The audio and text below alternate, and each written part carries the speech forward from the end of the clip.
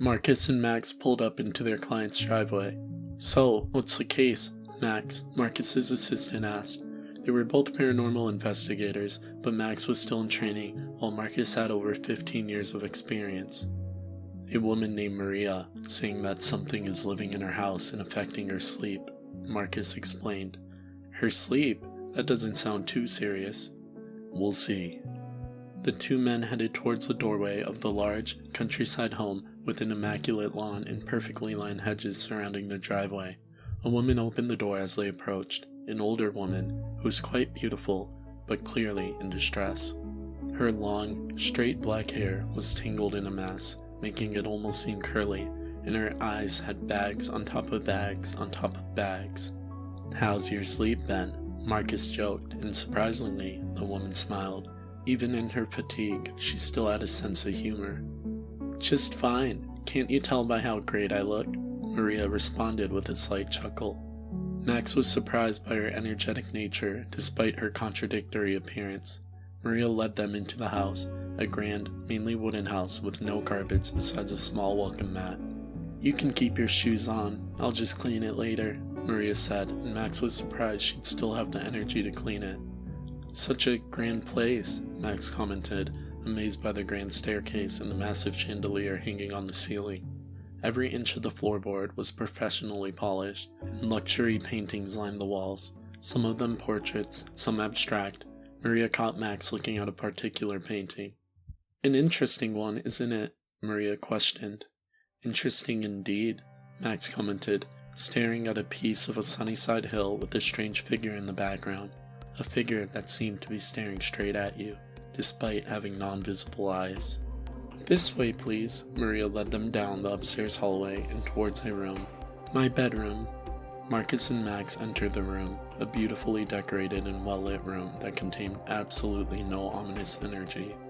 "So this is it?" Marcus said. "Yes, this is the source of all my difficulties," Maria began. "I've lived in this house for years, but after my mother's passing, I sort of got stuck in a hole." "A hole?" Max asked, but Marcus glanced at him to let him know to shut up. "Yes, I mean to say, I got pretty depressed, to put it blankly. It felt as if there was a massive hole in my chest, a hole full of pain and grief and despair. This hole has since healed, at least somewhat, but I believe something took notice of it and grew intrigued." Marcus began to walk around the woman's room, inspecting her cabinets and various lamps, even sniffing the air, searching for something. The woman continued. "It started off with strange dreams. Dreams of me lying, sleeping in my bed, yet unable to move. I heard of sleep paralysis before, but I do not think this was it. It wasn't sleep paralysis because I knew it was a dream. I was dreaming of watching myself dream, if that makes sense. But as I watched myself sleep, I could feel something else present, something terrible. Sometimes I could glimpse a shadowy beast roaming around my bed and paying awfully close attention to my head, roaming around my bed as if curious in me." Maria chuckled. "Then it would reach out a large, cloudy hand, more like a claw, and poke at my sleep." That caught Marcus's attention. "What do you mean by poking your sleep?" Marcus inquired, while ruffling her bed sheets. "I honestly have no damn idea." She laughed, a long, genuine laugh, as if amused by the absurdity. "I felt it, messing with my sleep, like there was a bubble above my sleeping head and it was probing it, disturbing it, and then I'd wake up." "Continue," Marcus said, and she listened. "Well, after that went on for a while, it became harder and harder for me to sleep. At first, I'd fall asleep fine, have the dream when it was nearing morning, and then wake up. That was fine because I'd still get most of my sleep in. But then, the dream would come earlier and earlier, until soon enough, right when I'd fall asleep, I'd be woken up only after resting for about an hour. And once awake, I could not fall back asleep, no matter how hard or how long I tried. Now I am completely unable to sleep long in this room." "What do you mean in this room?" Max interrupted, but this time there was no glance. "Well, I guess the creature, whatever it is, is mainly confined to this room. When I slept in our guest room, I'd have less trouble, or all the way downstairs, it would be pretty easy. Is that not a solution? Max interrupted again, this time with another glance from Marcus. Partially, yes. Well, at least it was at first. There are two problems with that though, Maria explained. One, Maria lifted a finger up as demonstration to the boy.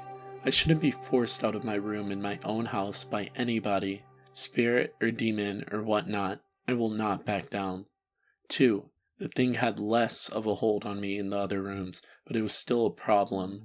It couldn't probe my dreams like it used to, at least not as strongly, but I started hearing noises right as I was about to drift off, whispers, bangs, or whistles to jolt me back awake, all coming from my room. I see, Max said, looking towards the floor.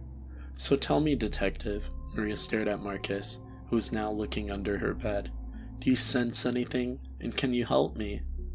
Marcus rose slowly from the floor, looking at Maria with a devious smile, and said, There's absolutely nothing in here. Maria's confident gaze faltered for a moment, and confusion filled the woman's face. What do you mean? Her voice was shaky. I cannot sense or feel anything paranormal here, Marcus stated matter-of-factly. And my buddy here, Max, he's even more sensitive than me with that stuff. Maria spun around to look at the much younger boy. So? She questioned him, and Max closed his eyes, focusing his mind and spirit on everything around him, on everything in this room. But Marcus was right. There's nothing in here, Max said. Maria looked distressed. So is paranoia the whole time. Her voice seemed almost sad. Not necessarily, Marcus said, and Maria looked up at him, hopeful. Some of these things have restrictions with time. Restrictions with time? Maria questioned. Walking towards the mirror, Marcus answered. Yes, some entities can only appear or have a hold in our world during specific times, especially weaker ones that feed only on sleep. So us sensing nothing now might be because there's literally nothing here. But there will be tonight. Marcus ran his fingers down the ovular, full-length mirror beside Maria's king-size bed. I predict that this thing comes out around 11 p.m. to make you unable to sleep and stays around until early morning before returning to whatever place it came from. So what can I do? Maria asked. I mean, creatures like this get tired eventually. If you push yourself harder to sleep, or sleep somewhere else for a while, and fix your sleep schedule and stress, it will probably leave you alone. But I also think I can get rid of it. Please, Maria begged him, and Marcus grinned. Now we just have to wait for tonight. Now you just lay here and try to sleep, Marcus told Maria, placing a sleeping mask over her eyes. And whatever you do, don't look. Just lay there and pretend to sleep until I give you a sign. Maria nodded, laying on her bed. You're the bait, okay? So even if you hear the thing, or screaming, just lay there until it's all over. Will I be safe? Maria questioned. You should be, Marcus answered. She may have been unsatisfied, but she trusted the detective. Whatever will make this stop, Maria thought, lying down and clearing her mind for sleep. Max watched Marcus spread some sort of salt in a circle around Maria's bed. Then he spread some to block the bedroom door. And what is it that you want me to do? Max asked as Marcus handed him the salt bag. Stay hidden in that closet, and when the thing comes out, spread some salt around the mirror. It'll act as a barrier to prevent the creature from escaping.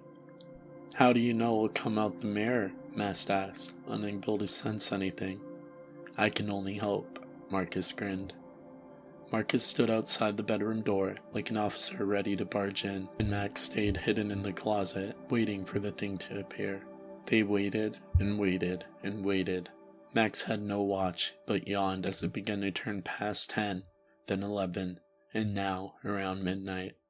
But that is when something began to happen.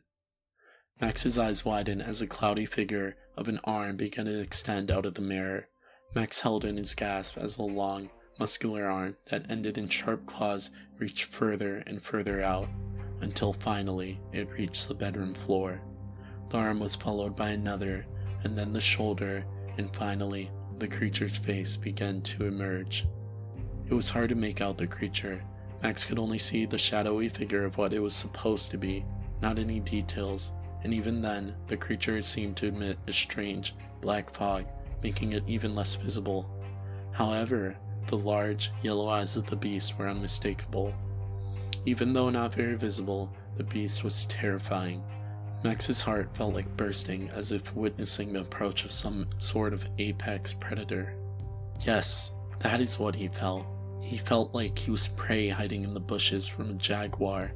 The creature slightly resembled a jaguar too, only if a jaguar was much too strong and large, with a slightly human-like shape and head.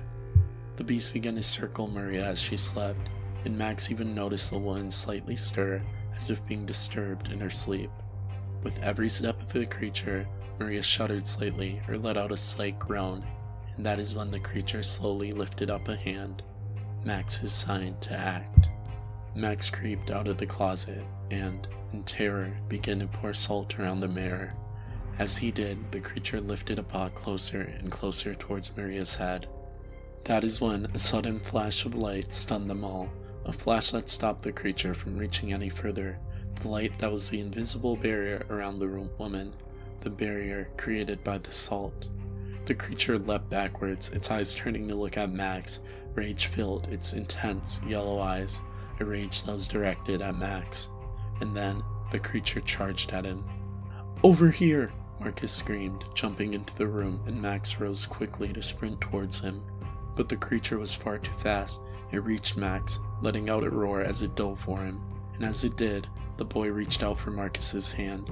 Marcus reached Max first, grabbing Max around the wrist and pulling him with a strength Max had never felt before, pulling him and throwing him out of the bedroom. "Marcus!" Max screamed as the creature pounced on the detective instead. But that is when Max saw Marcus's familiar grin. "Don't worry, lad," Marcus yelled at him with a chuckle. "Creatures like this are typically far too weak to cause any direct physical harm." And he was right. The beast pounced right through his body with almost no feeling. Marcus felt as if a heavy fog had passed through his body, but nothing more. He laughed. That's why it relies on feeding on Maria's sleep. It's the only thing it's strong enough to do.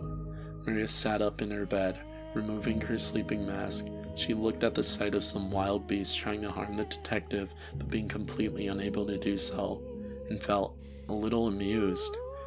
To think a creature as pathetic as that had caused her so much trouble. It looked like a kitten trying to seem fierce to its owner. Marcus hardly noticed it at all. Marcus reached his hand out to her with a wink, and Maria let out a small chuckle. "Why, thank you," she said as he helped her out of her bed, and the creature attacked and attacked unsuccessfully as they calmly exited the bedroom and closed the door. "So now what?" Marcus asked as they sat around her dining room table, Maria loading pancakes on all their plates. "We didn't even exercise the spirit." Maria placed another pancake on Marcus's plate, and Marcus smiled up at her. "Thank you, ma'am," he said. "And as for your question, we blocked off the creature's exit from this world, so we'll dissolve by the afternoon." Max looked confused. "I told you, didn't I?" Marcus said. "How it can only have a hold in our world temporarily. With no way out, its energy will diminish and it will be gone for good." Max somewhat understood. "Don't speak with your mouth full," Maria scolded Marcus, sitting to join them for breakfast. There was already one less bag under her eye.